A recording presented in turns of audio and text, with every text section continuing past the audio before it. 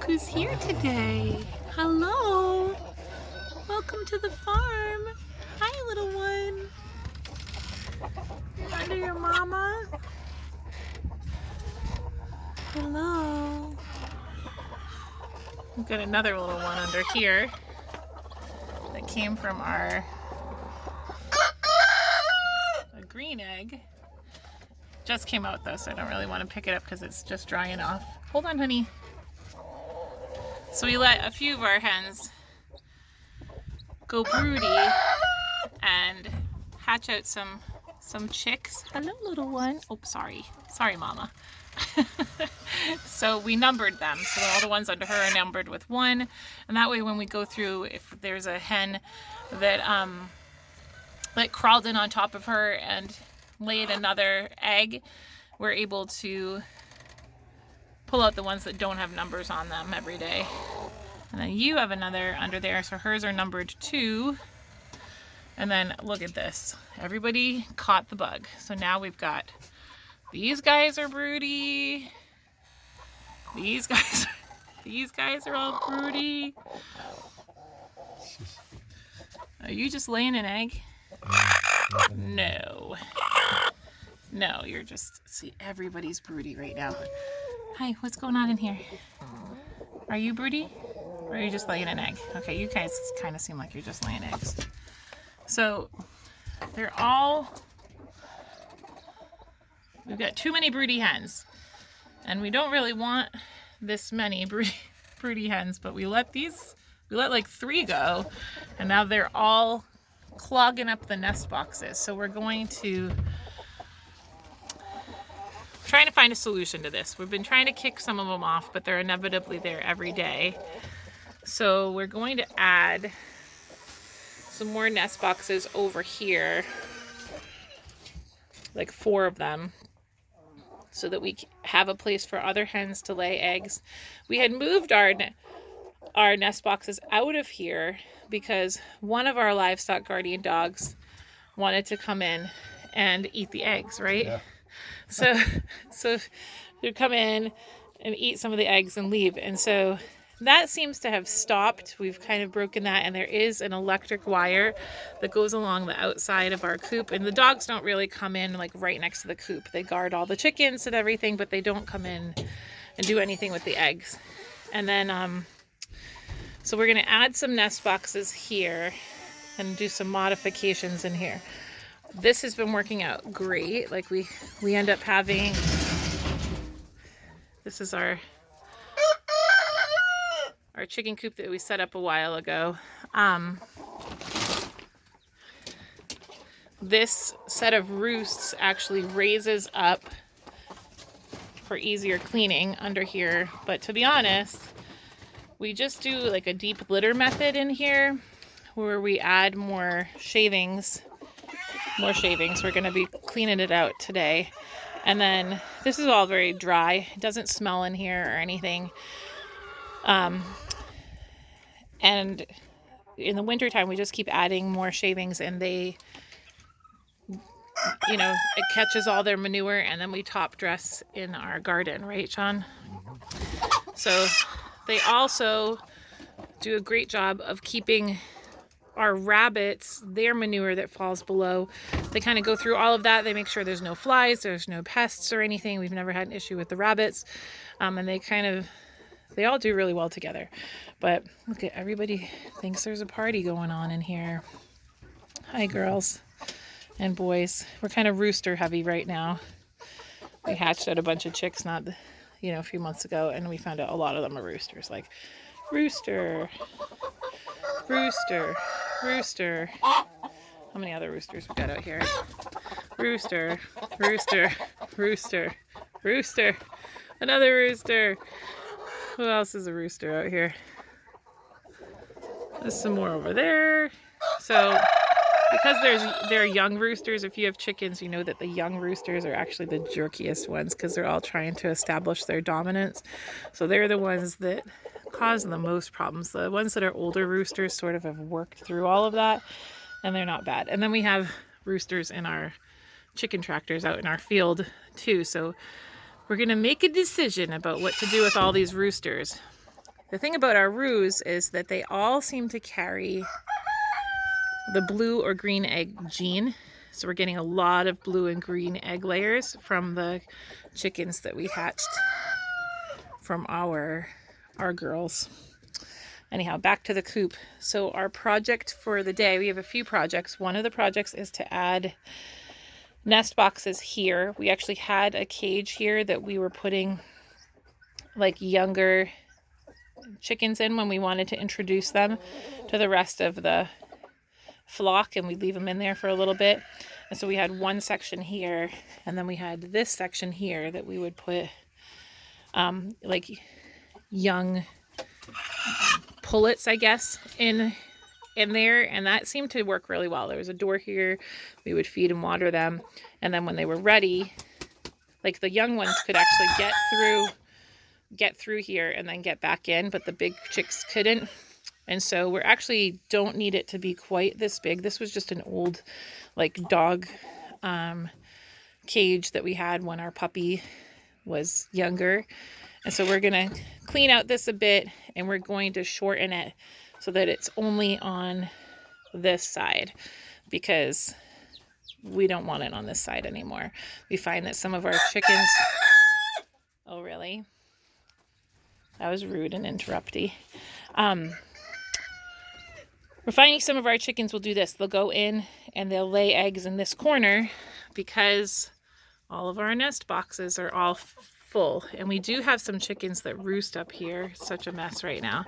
So the chicken coop needs a good cleaning. We have plastic, like corrugated plastic, I guess, that goes along the top of our rabbits, and it was just short on the end, so we usually stick just like a dog food bag or something like that up there, just to keep the chickens from none of their manure goes in where the rabbits are. But some of them do roost up here at night, and I kind of wish they didn't, but it's like the roosters get like their batch of girls and they all hang out with them.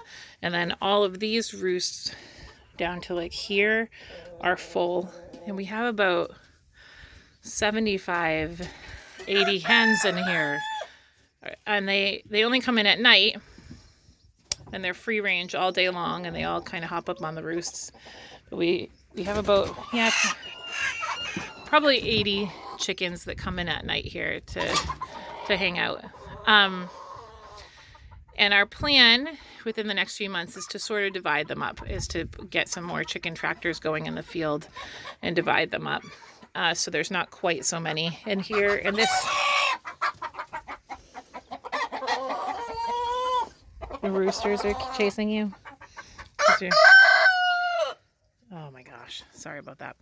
So they, our hope is that this coop will mainly be for like our younger chickens, and then we'll end up getting the other ones out in the field, fertilizing the field. So far it's worked out great though. This coop has been awesome. It's been totally weather tight. We just covered this big screen window with something during the winter time and left the top open for ventilation, and it has worked out wonderfully. It is a chicken coop, so sometimes it's going to look messy, but it's been great. The rabbits and the chickens have been really happy here, and they have this is like what a real chicken coop looks like. I see some of these online that look like nicer than my house, and ours doesn't look like that, but it works great. Our chickens come out and they go all over our property, and they fertilize everything, pick through everything, and we really have very few issues with things like ticks. And the only problem with our free-range chickens is that when you're trying to reseed your pastures or reseed an area, if you're not careful, your chickens will go and eat a lot of that, which is an issue that we're having like in our pig pen. We keep trying to, our old pig pen, our pigs are not there right now, but we've been trying to reseed that, and I think the chickens are getting in there and they're eating quite a bit of the seed. And so, but other than that, they've been great. And then our livestock guardian dog lives, one of them lives over here, keeps an eye on all the chickens, and then we have not had any predator losses, thank God, since we got him. And he's been trained here. So this is one of our projects today, is to kind of redo the chicken coop to fit our current needs, which is just we need more nest boxes. And it's exciting because we've got some little baby chicks coming. So the pros of letting a chicken hatch their own eggs is that when they do successfully hatch them, they will, if they're a good mama, they will keep those chickens safe. They'll feed them, they'll make sure they get water, they will know how to introduce them to the rest of the flock, they'll keep them from getting beat up on, and they kind of make a more seamless introduction to the rest of all the hens, which is great. The problem is it is much less consistent as far as getting your hens to stay on your nest and hatch them out. They don't always consistently do that. We've had some bad hens that after all the time that they've hatched out their chicks, they would just kind of would like leave them in the field and we'd lose the baby chicks. So hatching in an incubator is a lot more consistent. You know how many chicks you have, they all get fed at the same time in the brooder, they all get water, they're able to be more easily monitored. This is a lot more hands-off and low maintenance as far as she'll take care of these little ones herself.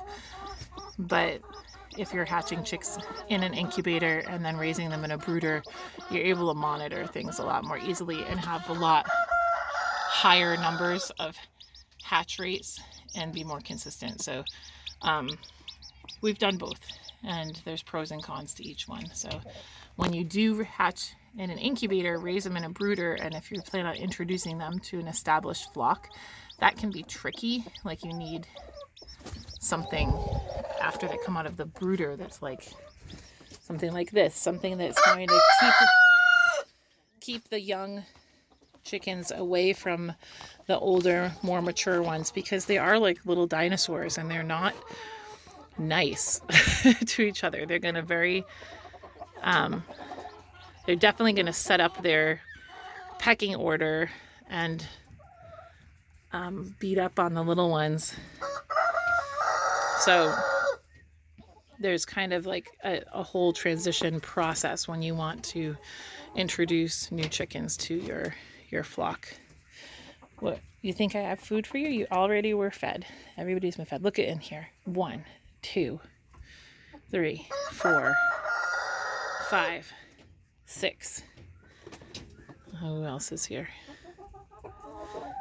7, 8. At least 8 roosters right there. So we're gonna need to make a decision about how many of you are staying and which ones are going in the pot.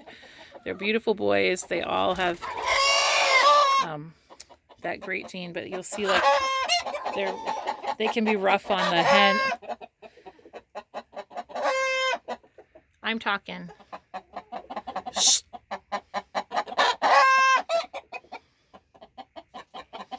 They can be a little rough on the hens because they all want to be their guy.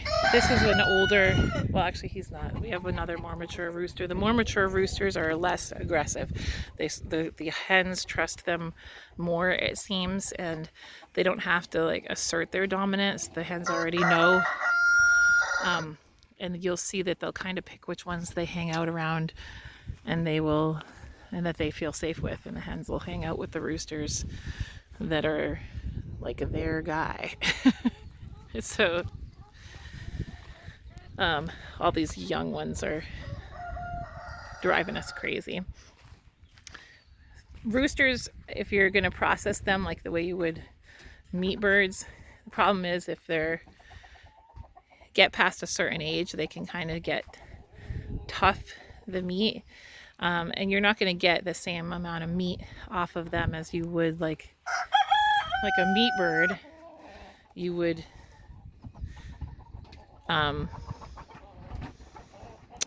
but they're great for chicken stock. Like, so if you're making like a bone broth or chicken stock or something, they're great for that. Let's see if he'll do it. The roosters, when they want to mate with a girl, they do like this little dance. It's like they go around in a circle. They sort of like dance sideways around them in a circle. And if the hens are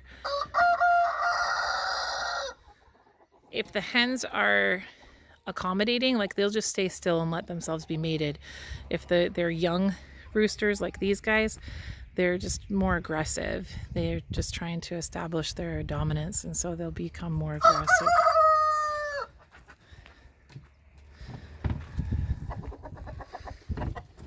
Let's see. Well, they won't do it for me right now, but anyhow, that's it. Chickens on Full and Family Farm. We'll be working on this today, cleaning out the coop, getting it all set up, and then between that and garden projects, both of those are keeping us busy along with the other farm chores. But this will help us to just make this work easier for our current needs. And we might end up, oh, did you see that? He did that little dance. That's it. Like, subscribe, and share to Full and Family Farm.